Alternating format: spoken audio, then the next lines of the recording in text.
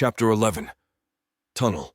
Not many were used to missions being conducted with little to no planning, but in today's world that was the way it had to be. Much of the sitting around planning for days would get a man or an entire regiment killed. Those were the kinds of thoughts going through Karnik's mind as he justified his quick actions. Just an hour ago, there was no plan for how to feed those who needed it, and there were no ideas on where to search.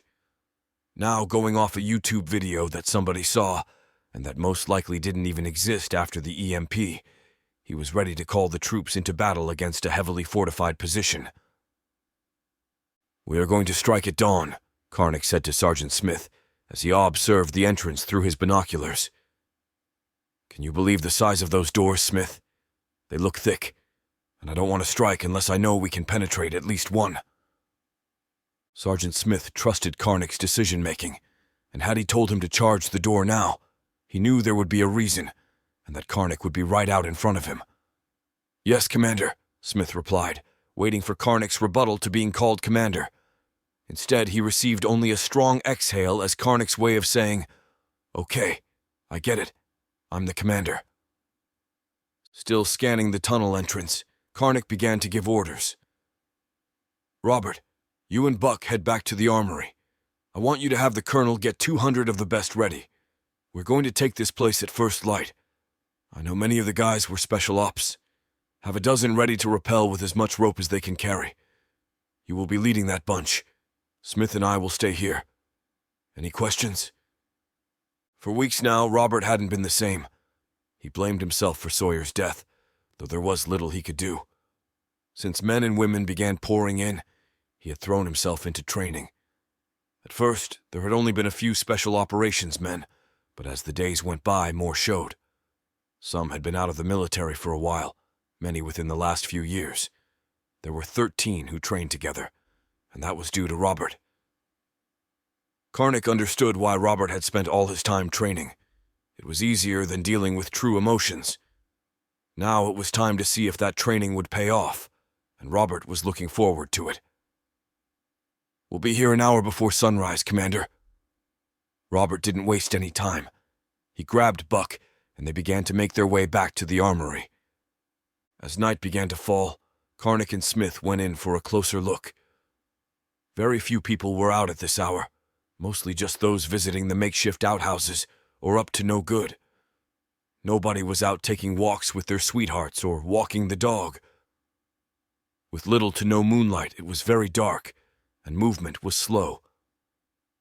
Although the EMP destroyed electronics, Karnik wasn't going to take any chances on their scouting mission. He made sure that he and Smith maintained a reasonable distance while finding the best routes for those charging the front to move and for those rappelling from above. They spent hours wandering in the dark doing what used to be done back in a room, safe from being spotted. Karnik often wondered if this was the type of thing his grandfather had to contend with during the war. Once they were satisfied, they had the best line of approach to the doors. They began focusing on getting to the top. The process took longer than they cared for, moving back to their original position and then walking a great distance around. After an hour's walk, they started moving uphill, and from the way it blocked the sky, it was massive. Tired, they pushed forward, willing their bodies to move as they grabbed for whatever root, twig, or branch they could find in the darkness. Once they had reached the top, both Karnik and Smith lay on the ground looking up. Their uniforms were soaked through with sweat. "And I thought I was in shape," Smith gasped, wiping the sweat from his face. Karnik rose without commenting. "It should be in this direction." Smith took his cue and followed Karnik's lead, wondering how he always seemed able to find the necessary strength and energy. But Smith wasn't going to be outdone. As he rose to his feet, he swung his rifle from his back. "Right behind you." After a few hundred yards walk through the dark woods, they were just where they wanted to be. "Wait here and cover the rear. I'm going in a little closer," Karnik said, lowering to the ground and low-crawling away. Smith lay down facing the rear, watching, listening, and smelling for anything out of the norm. As time passed, he could see nothing but darkness. The air was filled with the scent of something dead, Something Smith didn't want to find out there. He had seen what people killed for and knew that most likely it wasn't a rotting animal. The one sense he focused on was hearing, and what he heard was a low humming noise. A noise whose cause or direction he couldn't pinpoint. A noise that he was sure came from below. Removing his helmet and turning his head, Smith placed his ear to the ground. Now he was positive it was from inside the tunnels. After a while, Smith began worrying that something happened to Karnak, though those thoughts didn't last long. He was sure he would have heard something had he been discovered. Smith. A surge of adrenaline filled his body upon hearing his name spoken softly just feet beside him.